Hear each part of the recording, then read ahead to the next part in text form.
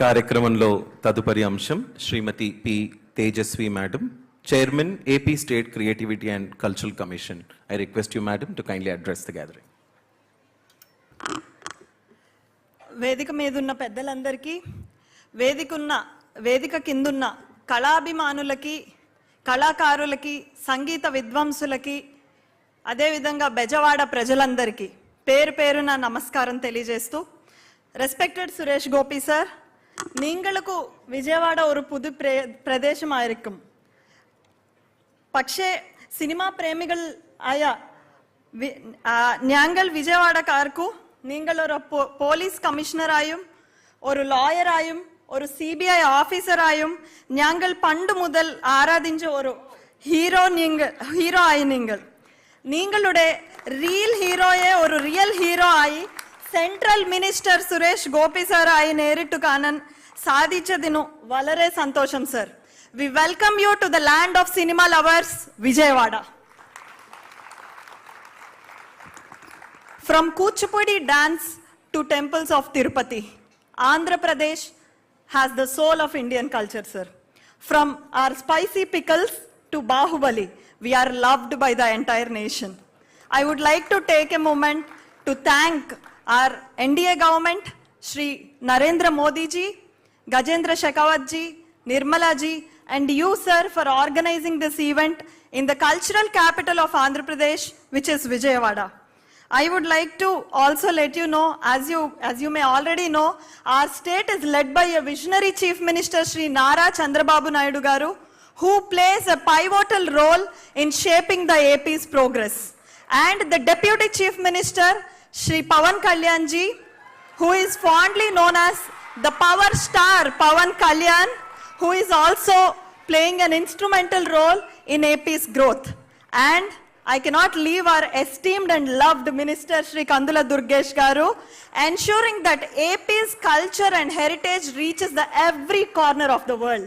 Sir, with these people on board, I am assuring you that AP will be the best place in promoting the culture, heritage, crafts, whatnot, just like how our Natu touched Oscars.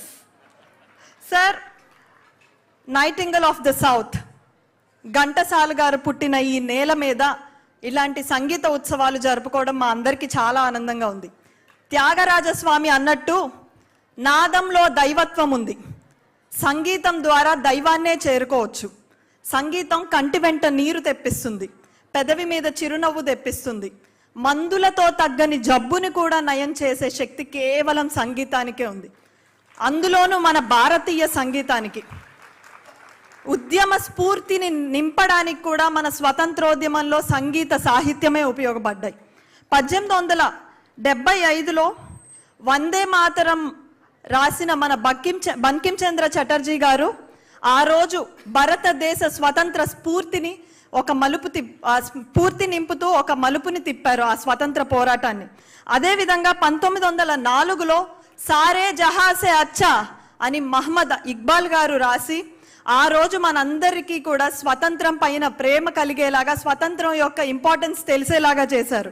1911లో జనగణ మన అంటూ రవీంద్రనాథ్ ఠాగూర్ గారు రచించి ఆ గీతం ఆ రోజు మనందరిలో ఔన్నత్యాన్ని నింపితే ఈ రోజు అదే గీతం మన జాతీయ గీతం అయింది.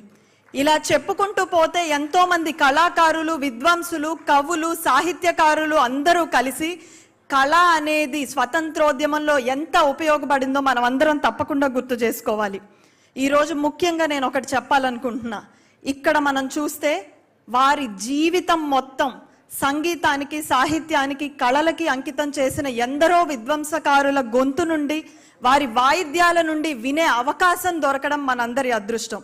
ఈ అవకాశాన్ని విజయవాడలో మరియు ఆంధ్రప్రదేశ్లో ఉన్న ప్రతి ఒక్కళ్ళు వినియోగించుకోవాలని కోరుకుంటూ, మనకున్న 64 కళల్ని ప్రోత్సహిస్తే భారతదేశం ఖచ్చితంగా ప్రపంచంలోనే గొప్ప దేశంగా, అదేవిధంగా ప్రపంచానికే ఒక మార్గదర్శనిగా మారే రోజు దగ్గరలోనే ఉందని తెలియజేస్తూ, బోలో భారత్ మాతాకి, బోలో భారత్ మాతాకి, అందరికీ ధన్యవాదాలు.